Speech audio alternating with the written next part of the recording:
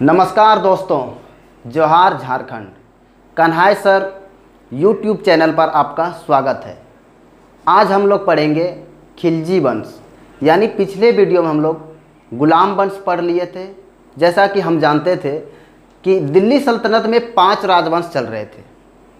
मैं उसका ट्रिक भी बताया था और ट्रिक के बारे में 5 राजवंश को हम जान चुके थे, लेकिन उसका डिटेल जो जाने थे सिर्फ गुलाम वंश का अंत हुआ है। गुलाम वंश के बारे में हम लोग जाने और गुलाम वंश के आगे हम लोग पढ़ेंगे खिलजी वंश। जैसे मैं पहले भी बोले थे कि उसमें 5 राजवंश थे। कौन कौन? गुलाम वंश, खिलजी वंश, तुगलक वंश, सैयद वंश और लोदी वंश। इसका हम पूरे डिटेल से अगर पढ़े तो गुलाम वंश का हमने पूरा कर दिया।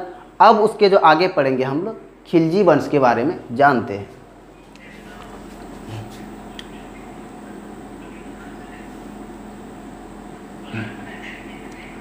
खिलजी वंश। खिलजी वंश का शासनकाल है कब से कब तक? 1290 से 1320 ईस्वी तक चले थे खिलजी वंश। गुलाम वंश कब से कब तक चले थे? 1206 से 1290 ईस्वी तक चले थे गुलाम वंश।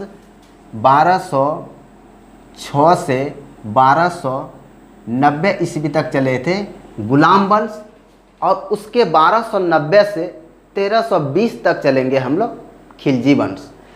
खिलजी वंश आप लोग खिलजी वंश की स्थापना किसने किया, इसका राजधानी कहाँ है, इसको जानते हैं पहले। खिलजी वंश के संस्थापक कौन थे? खिलजी वंश के संस्थापक कौन थे?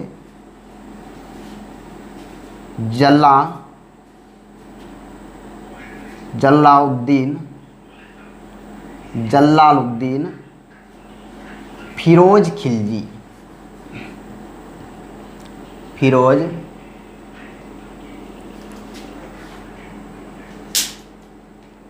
ठीक है। जलालुद्दीन फिरोज खिलजी। जलालुद्दीन फिरोज खिलजी ने एक वंश स्टार्ट किए थे जिसका क्या नाम है? खिलजी वंश। क्या नाम है? खिलजी वंश। खिलजी वंश का शासनकाल कब से कब तक है? 1290 से 1320 ईस्वी तक चले थे खिलजी वंश। इसके बारे में जानते हैं। इसने जो अपनी राजधानी बनाई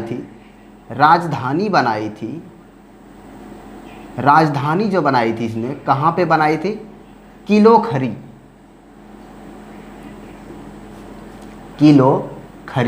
किलोखरी कहाँ है? यूपी में है, यानी उत्तर प्रदेश में एक जगह है जिसका नाम है किलोखरी। यानी खिलजी वंश ने संस्थापक थे कौन? जलालुद्दीन फिरोज खिलजी ने अपनी राजधानी बनाई थी किलोखरी। किलोखरी कहाँ है? उत्तर प्रदेश में है। ठीक है। इसने और क्या किया किए थे?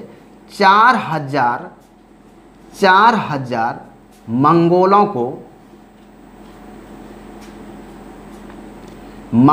को इस्लाम धर्म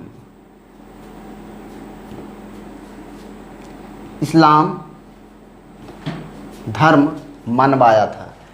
4000 मंगोल इसके समय में थे और 4000 यानी मंगोल तो कई सारे थे, लेकिन 4000 मंगोलों को इन्होंने बोला कि आप इस्लाम धर्म आपको मानना होगा, तो इनको भी मनवाया। 4000 मंगोलों के इस्लाम धर्म मनवाया और इसका नाम क्या दिया? नवीन मुसलमान।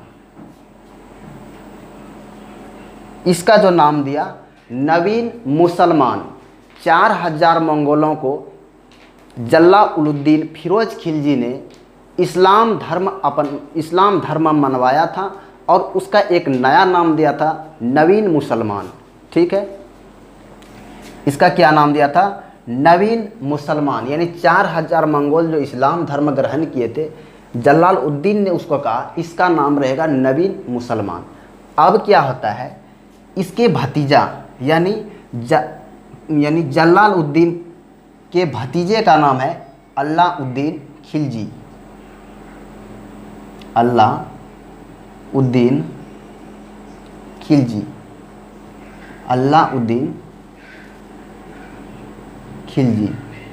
अलाउद्दीन खिलजी कौन थे? इसके भतीजे थे। कौन थे? भतीजे थे। ठीक है। इसका एक भतीजा था जिसका नाम था अलाउद्दीन खिलजी। बाद में ये भतीजा क्या करते हैं, इसी की बेटी से यानी जलालुद्दीन खिलजी के ही बेटी से शादी कर लेते हैं। यानी क्या हो गया, इसके दामाद भी बन जाते हैं। कौन बनते हैं, दामाद भी बन जाते हैं। पहले इसके भतीजे थे, इन्हीं के बेटी से यानी जलालुद्दीन फिरोज खिलजी के बेटे से इनके भतीजे अलाउद्दीन खिलजी ने शादी कर लिए, इसका दामाद भी बन गया। अब जब इसके दरबार में ये दामाद जब इसका बन गया तो इन्होंने क्या किया, जलालुद्दीन फिरोज खिलजी ने दक्षिण भारत में इसको जीतना था। जलालुद्दीन खिलजी को दक्षिण भारत जीतना था, तो दक्षिण भारत अभियान के लिए अलाउद्दीन खिलजी को भेज दिया। किसको भेज दिया, अलाउद्दीन खिलजी को दक्षिण भारत के लिए भेज दिया। किसने भेजा, जलालुद्दीन फिरोज खिलजी ने। यानी पहले ये भतीजे थे, अब ये दामाद बन गए। यानी अपने दामाद या भतीजे, अब बोल सकते हैं दामाद भी बोल सकते हैं, भतीजे थे पहले, लेकिन बाद में इसी की बेटी से अलाउद्दीन खिलजी ने शादी कर लिए थे, जो कि दामाद बाद में बन गए थे। जब अलाउद्दीन खिलजी दक्षिण भारत विजय के लिए निकले और उन्होंने दक्षिण भारत विजय करके बहुत सारे धन दौलत लूटे थे, बहुत सारे खजाना लूट के, और इसके दरबार में जब आए तो उन्होंने कहा, यानी जलालुद्दीन फिरोज खिलजी ने, ससुर जी ने इनको बोला कि आप जितने भी धन दौलत लूटे हैं उसका हमको हिसाब दीजिए, उसका हमको टोटल ब्यौरा दीजिए। तो इन्होंने बोला कि हम ब्यौरा आपको नहीं देंगे। ठीक है, तो इस दोनों में आपस में क्या हुआ, लड़ाई झगड़ा हो गया। तो इस कारण से जब क्या हुआ आगे, अलाउद्दीन खिलजी ने जलालुद्दीन खिलजी को मार के अपना गद्दी हासिल कर लिया। हिसाब मांगने गया, किसने भेजा था, जलालुद्दीन फिरोज खिलजी ने भेजा था। किसको भेजा था, अपने भतीजे या अपने दामाद को भेजा था। कहाँ भेजा था, दक्षिण भारत अभियान में। दक्षिण भारत का जो एरिया था, बोला कि आप वहाँ के क्षेत्र को जीत के लाइए। और ये गए भी, अलाउद्दीन खिलजी गए भी, और जीत करके जितने भी धन दौलत लूट करके, बहुत सारे धन दौलत लूट करके ये लाए थे अलाउद्दीन खिलजी। जब इनसे जलालुद्दीन फिरोज खिलजी ने, यानी इसके ससुर ने, जब इसको हिसाब मांगने लगा तो बोला कि हम हिसाब नहीं दे सकते हैं, और बीच में दोनों में लड़ाई हो गई। बाद में क्या हुआ, जलालुद्दीन फिरोज खिलजी को उसके भतीजे या दामाद यानी अलाउद्दीन खिलजी ने मार करके अपना गद्दी हासिल कर लिया, और वहीं पे उसका यानी शासनकाल ख़त्म हो गया। कब मारा था, इसको 1296 ईस्वी में मारा था। 1296 ईस्वी में किसको मारा था, जलालुद्दीन फिरोज खिलजी को मारा था। जलालुद्दीन फिरोज खिलजी कब से कब तक रहे थे, 1290 से 1296 ईस्वी तक अपने गद्दी पे बैठे थे।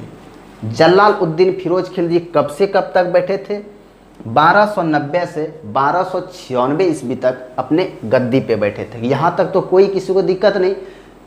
जलालुद्दीन फिरोज खिलजी को किसने मारा, सर उसके भतीजे यानी दामाद अलाउद्दीन खिलजी ने 1296 ईस्वी को इसकी हत्या कर दी। ठीक है, क्योंकि सर इन्होंने जो है जितने भी धन दौलत लूट के लाए, जलालुद्दीन फिरोज खिलजी ने बोला कि हमें हिसाब दीजिए, तो इन्होंने हिसाब नहीं दिया।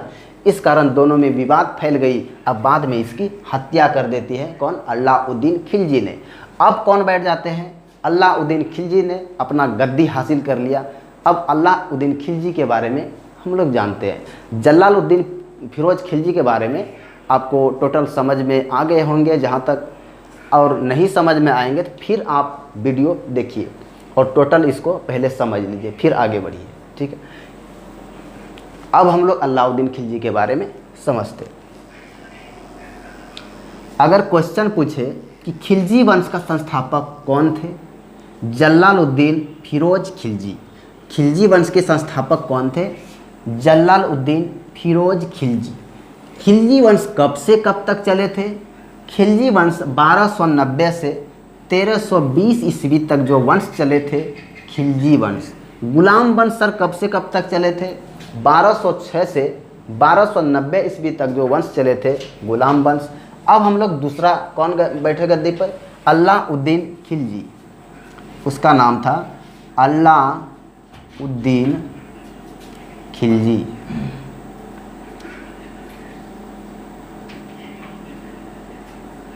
अलाउद्दीन खिलजी।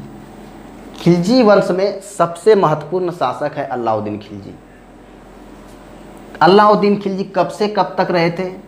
1296 से 1316 ईस्वी तक ये गद्दी संभाले थे अलाउद्दीन खिलजी ने। ये सबसे प्रतापी शासक है। खिलजी वंश के सबसे अगर महत्वपूर्ण शासक के बारे में जाने तो यही थे अलाउद्दीन खिलजी।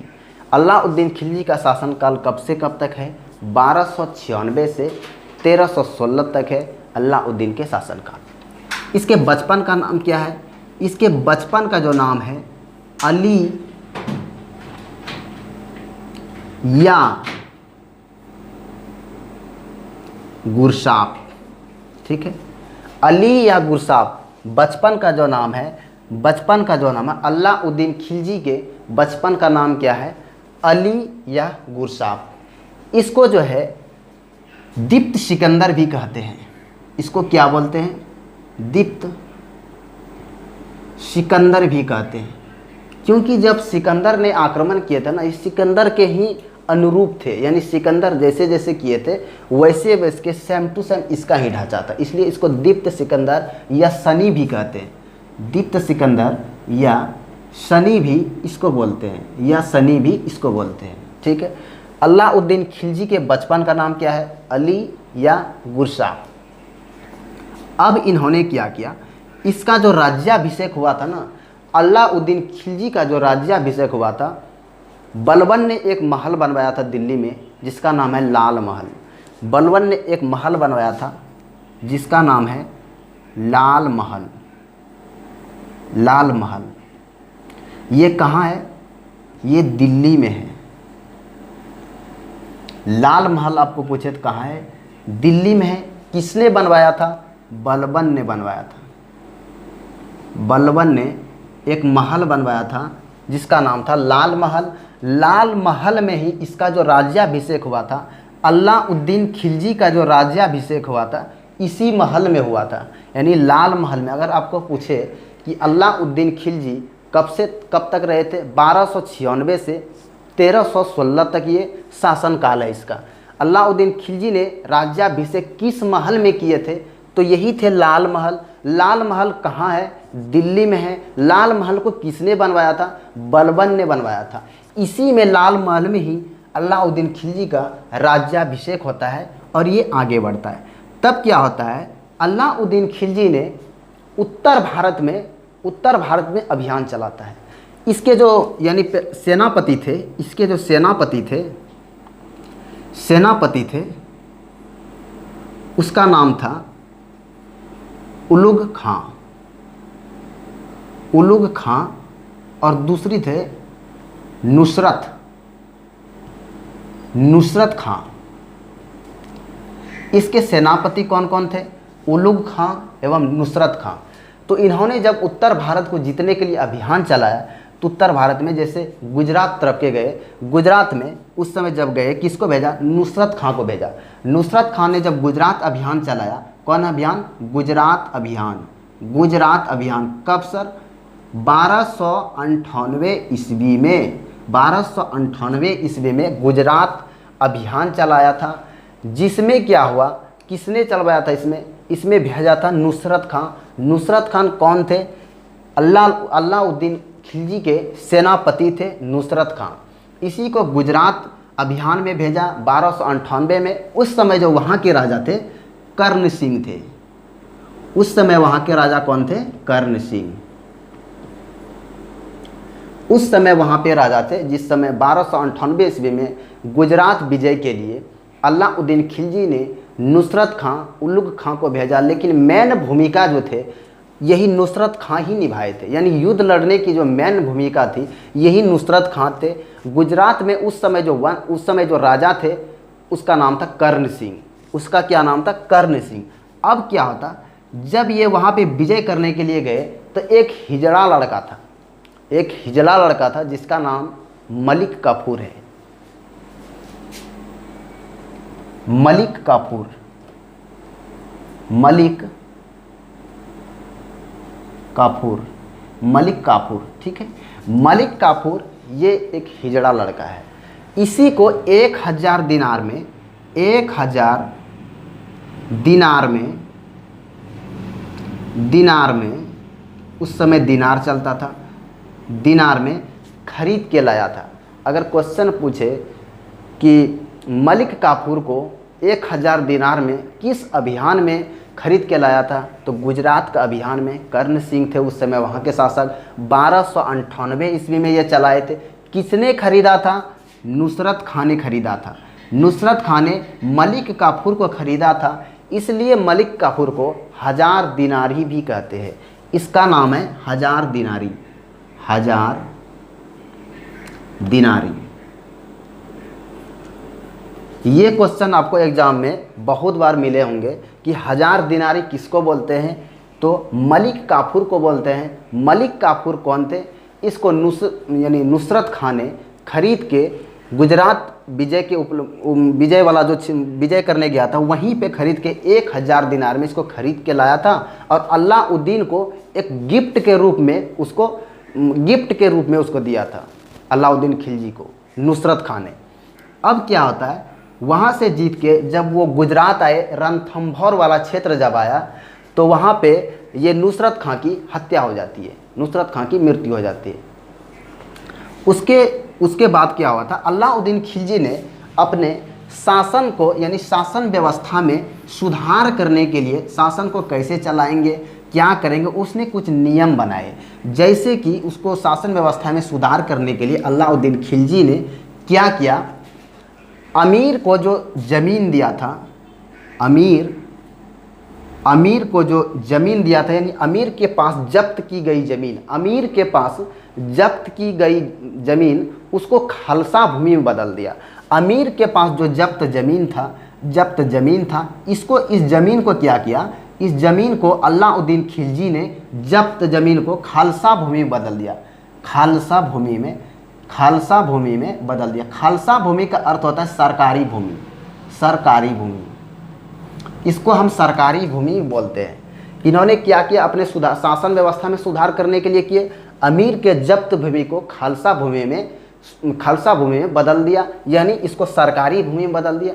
और इसने क्या किया थे, एक महत्वपूर्ण नशा मुक्त, इसने नशा जितने भी थे, यानी आप नशा शराब थे,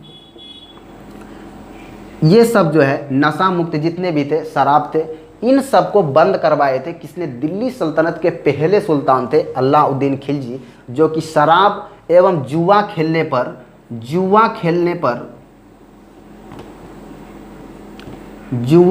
पर पूर्ण प्रतिबंध लगाए थे अलाउद्दीन खिलजी ने। क्या किए थे, अमीर के जो जब्त हुए थे ज़मीन, उस ज़मीन को खालसा में बदल दिए, यानी सरकारी भूमि में बदल दिए। और इन्होंने क्या किए थे, शराब जैसे हुआ, जुआ खेलते हैं, इस सब को पूरे नशा मुक्त यानी मद निषेध को बंद करने वाले पहले शासक थे अलाउद्दीन खिलजी। दिल्ली सल्तनत के पहले सुल्तान थे अलाउद्दीन खिलजी, जिन्होंने मद निषेध, जुआ खेलने पर पूर्ण प्रतिबंध लगा दिया था। और क्या किया था, अमीरों के छोटे त्योहार पर पूर्ण प्रतिबंध लगा थे। अमीर लोग जो छोटे पर्व मनाते थे, जैसे हम लोग इकट्ठा करके अमीर लोग पूरे सार्वजनिक पर्व मनाते थे, सार्वजनिक जगह पे एक जगह पे कुछ करते थे, तो अलाउद्दीन खिलजी ने पूरे प्रतिबंध लगा दिए थे। उसने शासन व्यवस्था में सुधार यही सब किए थे। अलाउद्दीन के समय आप अमीर के छोटे छोटे जो पर्व होते थे उसको आप नहीं मना सकते हैं, उसको पूर्ण रूप से प्रतिबंध कर दिया था। और इन्होंने क्या किया था, अपने शासन को चलाने के लिए कई विभाग चलाए थे। अपने शासन को चलाने के लिए कई विभाग थे जिसको हम जान रहे हैं। एक थे विभाग जिसका नाम था दीवान ए बिशारत, दीवान ए बिशारत। एक विभाग था दीवान ए आरिज एक विभाग था, दीवान ए विरासत, दीवान ए आरिज, दीवान ए रसालत, दीवान ए इंसा। इसके बारे में हम लोग जानते हैं। अलाउद्दीन खिलजी ने अपने शासन काल में उसने कुछ विभाग थे, जिसका ये विभाग का ये मालिक रहेगा, इस विभाग का ये मालिक रहेगा, तो उन्होंने एक विभाग के रूप में बांट दिया था। तो दीवान ए विसारत जो विभाग था ये वित्तीय मंत्रालय थी, यानी ये कौन थे? वित्तीय मंत्रालय, वित्तीय मंत्रालय, वित्तीय मंत्रालय थे। ठीक है, दीवान ए विसारत जो थे वित्तीय मंत्रालय थे, और दीवान ए आरिज जो थे ये कौन थे? रक्षा मंत्रालय, रक्षा मंत्रालय, रक्षा मंत्रालय। दीवान जो आरिज थे ये कौन थे? रक्षा मंत्रालय। ठीक है, रक्षा मंत्रालय, रक्षा मंत्रालय, रक्षा मंत्रालय। दीवान जो आरिज थे रक्षा मंत्रालय, दीवान ए रसालत ये कौन थे? विदेश मंत्रालय, विदेश मंत्रालय। दीवान ए इंसा जो थे ये थे कौन? सचिवालय।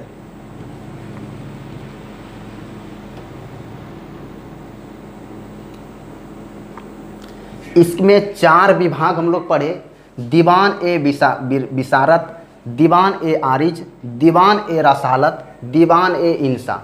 दीवान ए विसारत में कौन थे? वित्तीय मंत्रालय थे। जिस समय उसमें जो पोस्ट होता था ना, जिसको बोलते थे वजीर, उस समय वजीर जैसे हम लोग कभी पीएम बोलते हैं, उस समय वजीर बहुत बड़ा पोस्ट था। जैसे प्रधानमंत्री का पोस्ट होता था, वजीर जो है इस समय बहुत बड़े पोस्ट थे। वजीर कौन थे?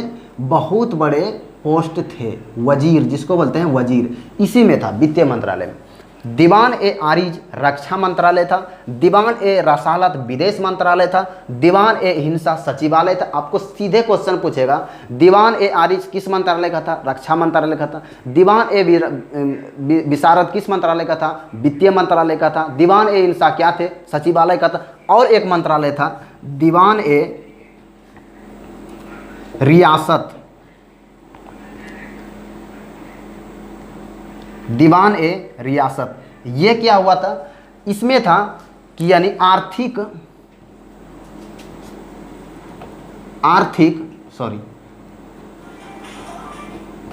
विभाग का मंत्रालय था। इसके तहत जो है इसमें राशन व्यवस्था की प्रथम शुरुआत हुई थी। अलाउद्दीन खिलजी में दीवान ए रियासत जो थी, दीवान ए रियासत जो थी, इसमें क्या था? आर्थिक विभाग का यानी इसमें राशन व्यवस्था की अलाउद्दीन खिलजी ने सर्वप्रथम राशन व्यवस्था की शुरुआत यहीं से की थी। दीवान ए रियासत इसका एक मंत्रालय था, यानी विभाग था, इसी से किया था।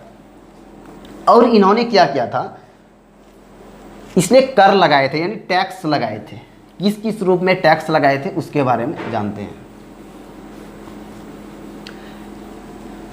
एक लगाया था टैक्स, जो लगाया था दुधारू पशु पर, दुधारू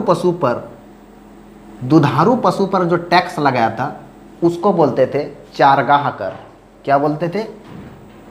चारगाह कर। चारगाह कर जो था, कर यानी टैक्स, चारगाह कर जो था सिर्फ दुधारू पशु पे अलाउद्दीन खिलजी ने लगवाया था। और एक टैक्स थे जिसका नाम था जाजिया कर। आप लोग इसका बहुत सुने होंगे, जाजिया कर। जाजिया कर था, जाकार्त कर था, खम्स था, खराज था, और था उस्र। ये सब कर थे, जाजिया, जकार्त, खम्स, खराज, उस्र। जाजिया कर क्या था? अलाउद्दीन खिलजी ने जजिया कर जो लगाया था हिंदुओं पे हिंदुओं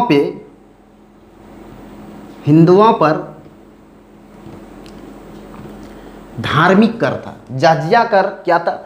हिंदुओं पर धार्मिक कर था। जकार्त क्या था? मुसलमानों पर धार्मिक कर को बोलते हैं जकार्त कर। इसमें क्या था? मुसलमानों पर धार्मिक जो कर था उसको बोलते हैं जकार्त कर। खम्स कर क्या था? ये सैनिक, इसके दरबार में जितने भी सैनिक थे ना, सैनिक जो लूट के लाते थे, यानी राजा का कितना हिस्सा होगा, सैनिक का कितना हिस्सा होगा, खम्स कर में उसी है सैनिक के बारे में। यानी सैनिक जो लूट के लाते थे उसका 1/5 भाग होगा। ध्यान दीजिएगा, 1/5 भाग सैनिक का होगा और 4/5 भाग राजा का होगा। अलाउद्दीन खिलजी ने यह कर लगाया था, यह टैक्स लगाया था कि जितने भी सैनिक हैं आप लूट के लाएंगे तो 1/5 भाग आपको मिलेंगे और हमको जो मिलेगा 4/5 भाग, यानी 5 में से 4 भाग राजा को मिलेंगे और 1 भाग जो है सैनिक को मिलेंगे। खराज कर क्या था? ये हिंदुओं पर भूमि कर था। हिंदुओं पर क्या था? भूमि कर। हिंदुओं पर भूमि कर था।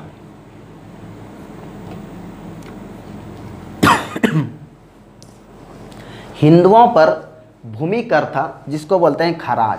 और उस्र में क्या था? मुसलमानों पर, सेम याद रखिएगा, मुसलमानों पर इसमें था, मुसलमानों पर ये भूमि कर था। अगर आपको क्वेश्चन सीधे पूछे कि हिंदुओं का धार्मिक जो कर लगाया था अलाउद्दीन खिलजी ने, किस उसमें क्या था? जजिया कर। जकार्त में क्या था? मुसलमानों पे धार्मिक कर लगाया था। और खम्स में क्या था? खम्स में था सैनिक कर था, यानी सैनिक उसके दरबार में बहुत सारे थे।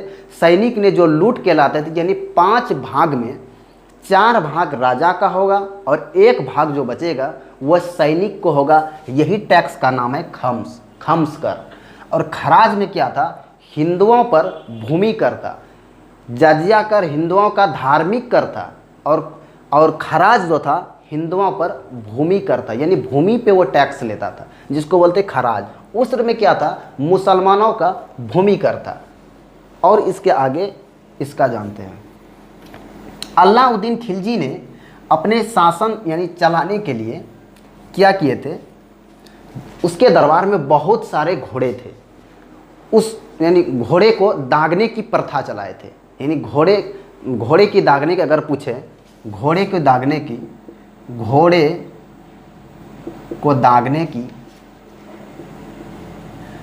की जो प्रथा थे इसी के शासनकाल में थे। अलाउद्दीन खिलजी ने एक नियम बनाए थे, जितने भी घोड़े हैं यानी उसको दागेंगे, यानी उसमें क्या होता था, उसको पहचानने के लिए सहूलियत होता था। बहुत सारे उसके दरबार में घोड़े थे। उसने घोड़े को दागने और सैनिक को हुलिया लिखने का नियम यही अलाउद्दीन खिलजी ने ही बनवाया था।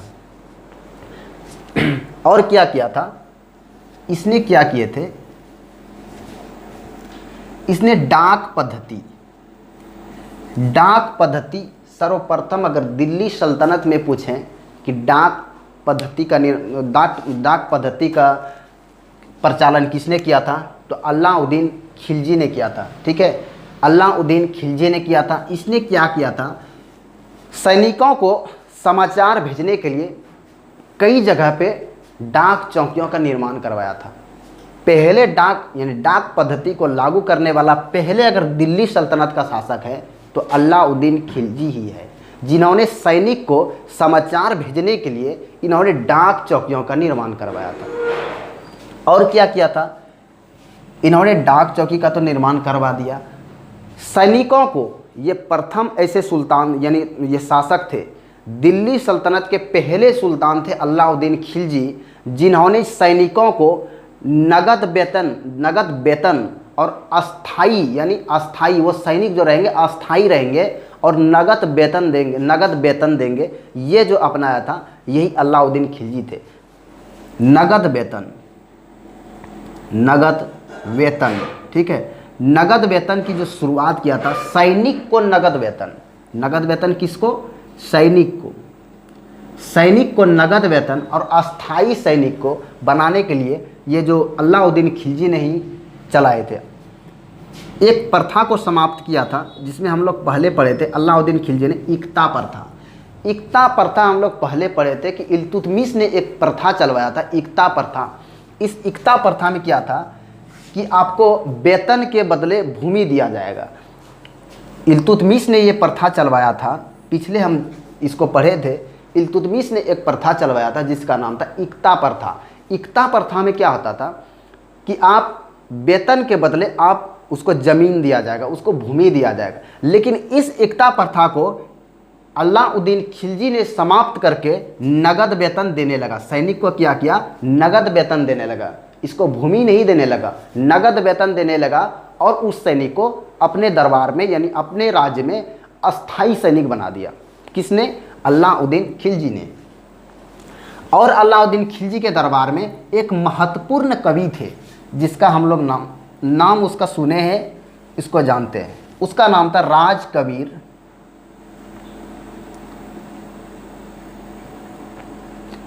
अमीर खुसरो। राजकवि अमीर खुसरो, ठीक है। राजकवि अमीर खुसरो, आप लोग इसको भली भांति से जानते होंगे। अमीर खुसरो, इसको बोलते हैं तोता ए हिंद। तोता ए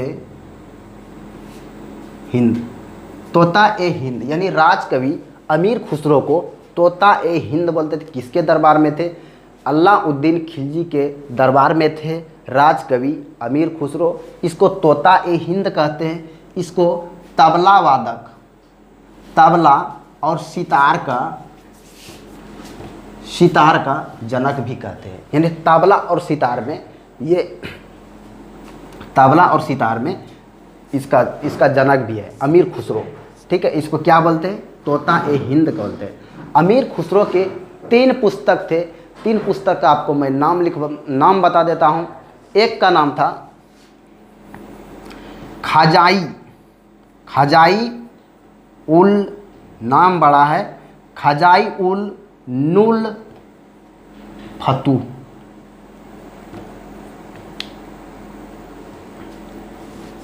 खजाई उल नुल फतू, ये अमीर खुसरो के पुस्तक का नाम है। खजाई उल नुल फतू, थोड़ा सा नाम बड़ा है लेकिन याद रखिएगा, खजाई उल नुल फतू ये अमीर खुसरो के पुस्तक है, ठीक है। अमीर खुसरो ने पुस्तक लिखे थे जिसका नाम है खजाई उल नुल फतू। और दूसरा पुस्तक थे नुसी पेहर,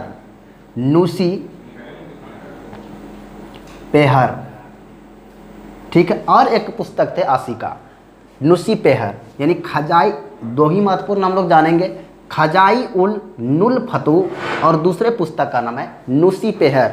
आपको पूछेगा इस पुस्तक को किसने लिखा था, इसके कौन थे? तो अमीर खुसरो।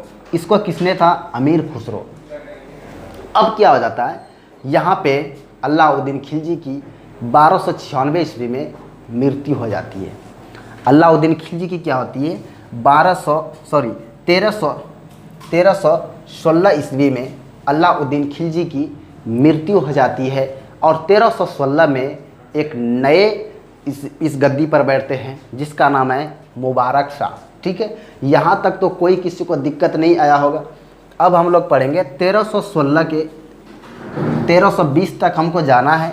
खिलजी वंश 1320 तक हम लोग जाएंगे, 1316 हम लोग पहुँच गए। 1316 में एक नए राजा बनते हैं जिसका नाम है मुबारक शाह,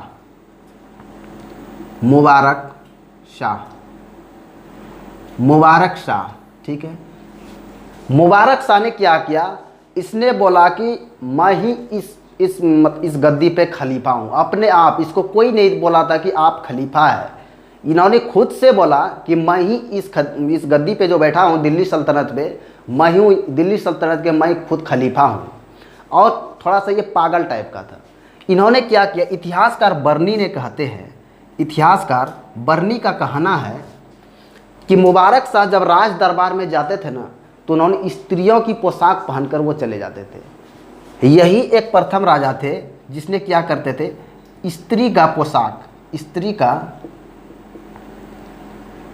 समय से पोशाक पहनकर चले जाते थे। कौन? मुबारक शाह। और ये किसका कहना है? बर्नी का कहना है।